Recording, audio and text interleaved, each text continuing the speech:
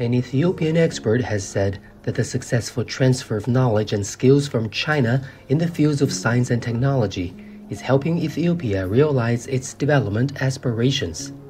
Acknowledging China's pivotal role in recent technological advancements, Avtam Gebrizaber, Deputy Director General of the Ethiopian Technical University, emphasized that cooperation with China is empowering Ethiopia with a skilled workforce required to fill the gap in the modern industrial landscape.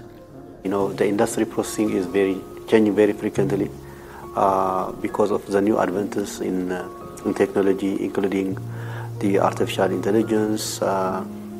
So the industry processing requires a very skilled personnel who are able to really cope up with the changing environments.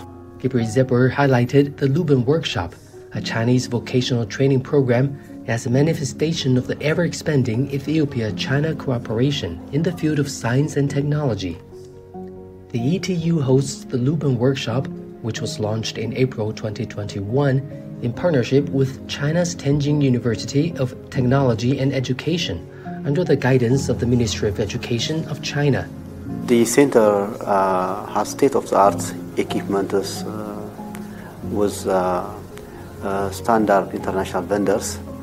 We had been training our students with the new technologies which were not initially part of the curriculum. As an institute, we strive to be center of excellence in East Africa, so we have international students, drawn from East African countries. So the center was not only dedicated to our local students and industry place, but also it was a showcase and a center of a capacity building for the wider East African regions as well.